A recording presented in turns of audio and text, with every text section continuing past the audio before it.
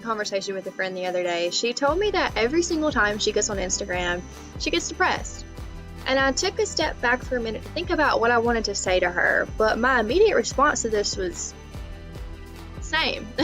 Instagram is a great platform, but it can be this slippery slope that we play with our confidence that a lot of people do tend to fall down from.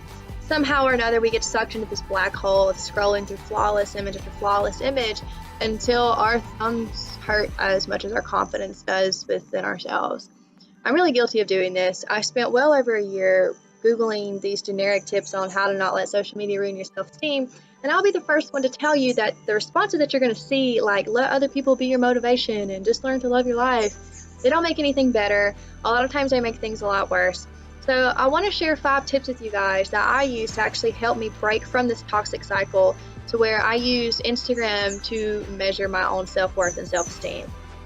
The first is just be aware of what you feel and why you feel that way. So when you see something that's eliciting a very negative response in you, try to pinpoint what it is about it that's making you feel so bad. Once you actually pinpoint these things and keep these things in the back of your head when you feel your confidence dropping, you can centralize these problems and actually start to work on them to move forward in the positive ways that you need to. The second thing is a little cliche, but just make a list of the things that you're grateful for. I promise gratitude beats comparison every single time.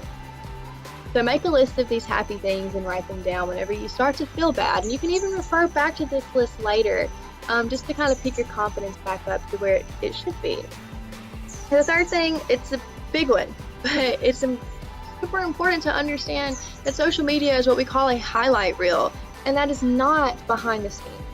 If you think about it from this perspective, when is the last time you saw a person post this really bad picture of themselves online? Probably never, because it doesn't happen. Social media is this carefully curated portrayal. I like to refer to it as an iceberg, where we see just the tip of what needs to be seen. We're not seeing the rest of the iceberg that's submerged in water and hidden. Ultimately, people do pick and choose, how they're represented online.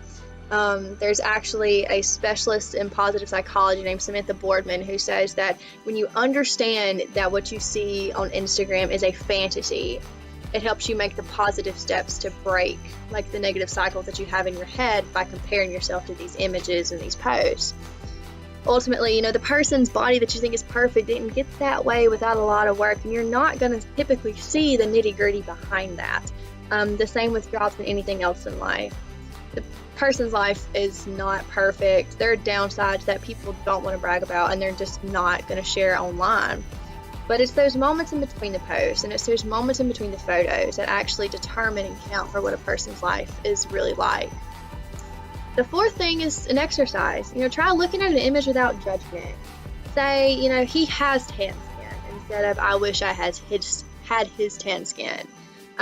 Even a positive judgment is still a judgment, and what's positive one minute can easily become negative the next. The fifth thing is to just limit your time. We spend way too much time on social media. Even in elevators, you'll see people casually scrolling through Facebook and Instagram. Try to spend less than 2 hours on social media every day. A lot of people say just to get off it completely, but I really disagree with that. That's like running away from a problem that you can't escape. Considering how important social media is to our day-to-day lives, whether that just be for fun and leisure or that actually be for work purposes. So I cannot promise that these 5 tips are going to work for everyone, but they definitely did help me break some barriers when it came to the toxic cycle I had in my head of comparing myself to what I saw on social media.